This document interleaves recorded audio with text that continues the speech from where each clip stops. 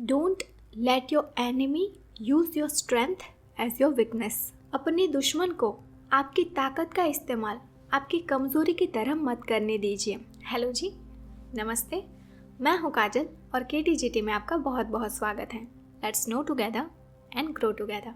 तो सबसे पहले जानते हैं कि कैसे आपका दुश्मन आपकी ताकत को आपकी कमज़ोरी की तरह यूज़ कर सकता है। तो ये समझने के लिए हम कुछ एग्जाम्पल्स लेते हैं। सबसे सिंपल एग्जाम्पल कि अगर आपकी स्ट्रेंथ है आपकी काइंडनेस, आप हर किसी को समान नज़र से देखते हैं, आप किसी में कोई भेदभाव नहीं रखते, किसी को जज नहीं करते और आप आसानी से लोगों को माफ़ कर देते हैं, तो इससे फ़ायदा क्या होगा कि आप लाइफ में बहुत ही लाइट फील करेंगे, बहुत ही खुश रहेंगे और हार्ट चक्र बैलेंस रहने की वजह से लाइफ में अपॉर्चुनिटीज़ अट्रैक्ट कर पाएंगे। वहीं पर आपका एनिमी आपकी काइंडनेस का फ़ायदा उठा सकता है, आपको बार बार हर्ट करके, क्योंकि उन्हें पता है कि आप उन्हें जज नहीं करोगे। वो एकदम ही गई गुजरी हरकत करेंगे और फिर वो आपसे एक्सपेक्ट करेंगे कि आप उन्हें माफ कर दो, और क्योंकि उन्हें पता है कि आप आसानी से माफ कर देते हैं, वो एक ही गलती बार बार करते रहेंगे। So here the best strategy is forgive and forget. और यहाँ पर फॉरगेट का मतलब है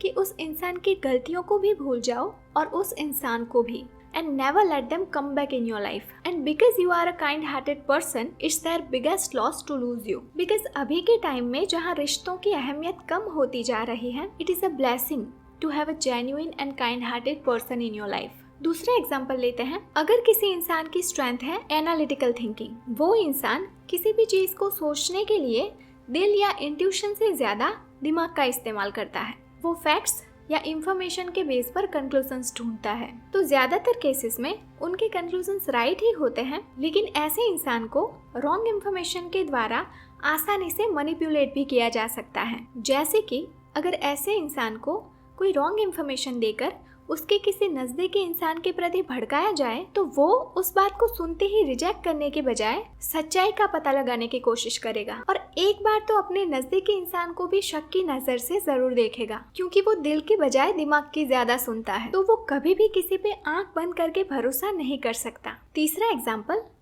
अगर आप बहुत ही पैशनेट हैं, लाइफ में हर एक चीज को चैलेंज की तरह लेते हैं, तो दूसरे लोग इसका फायदा उठा सकते हैं उनकी कंपटीशन हटाने के लिए। जैसे कि जानबूझकर वो आपके सामने कोई ऐसा चैलेंज रखेंगे जिससे कि ईगो में आकर आप कोई ऐसा डिसीजन ले जिससे आपका खुद का ही कोई नुकसान हो जाए या फिर उनका कोई फायदा हो जाए। एग्जाम्पल के तौर पर X और Y एक दूसरे के एनिमीज हैं। अब X क्या करता है कि वो आपको Y के खिलाफ भड़काता है ताकि Y आपका भी एनिमी बन जाए और आप दोनों आपस में उलझते रहो और X का रास्ता साफ हो जाए। एंड लास्ट एग्जाम्पल, हाल ही में मैं एक वेब सीरीज देख रही थी जिसका नाम है रीटा सान्याल। उसमें जो एक विलन होती है उसकी स्ट्रेंथ होती है उसकी नाक, यानी कि वो बहुत दूर से ही चीजों को स्मेल करके उनके बारे में पता लगा पाती है। अब इस सीरीज की हीरोइन जो है वो विलन की इस स्ट्रेंथ को उसकी वीकनेस की तरह कैसे यूज करती है वो देखते हैं। जब वो विलन पकड़ी जाती है तब उसे मौत से तो बिल्कुल भी डर होता ही नहीं है, तो अब उससे इंफॉर्मेशन कैसे निकलवाई जाए। तो हीरोइन को पता होता है कि उस विलन की स्मेल की सेंस बहुत ही स्ट्रॉन्ग है और उसे टॉर्चर करने का और कोई तरीका है ही नहीं, तो वो उसे सड़ी हुई मछलियां सुंघाकर टॉर्चर करती है और उससे सारी इंफॉर्मेशन निकलवाती है। तो इसी तरीके से आपका दुश्मन आपकी ताकत का उपयोग आपकी कमजोरी की तरह कर सकता है। अब बात करते हैं कि इससे बचा कैसे जा सकता है। सबसे पहले तो कभी भी अपनी स्ट्रेंथ को शो ऑफ मत करिए, क्योंकि ये सबसे आसान तरीका है अनवांटेड अटेंशन को अट्रैक्ट करने का। शो ऑफ करने से बहुत सारे लोग आपसे जेलस होने लगते हैं और जो आपके दुश्मन नहीं है वो भी आपके दुश्मन बन जाते हैं और आपके साथ हिडन कंपटीशन में आ जाते हैं। और अगर लाइफ में सक्सेस के साथ पीस भी चाहिए तो हो सके उतने दुश्मन कम बनाइए। दूसरी चीज, हमें अपने आप को बहुत ही बैलेंस में रखना है, अपने इमोशंस को कंट्रोल में रखना है, क्योंकि कभी कभी लोग हमें जानबूझकर ट्रिगर करते हैं और गुस्सा दिलाते हैं ताकि गुस्से में आकर हम खुद ही अपनी स्ट्रेंथ और वीकनेसेस उनके सामने गला फाड़ फाड़ के बता दें और उन्हें ढूंढने की मेहनत भी ना करनी पड़े। तो हो सके उतना चुप रहकर अपना काम करते रहिए, क्योंकि अगर उनसे जुबान लड़ाएंगे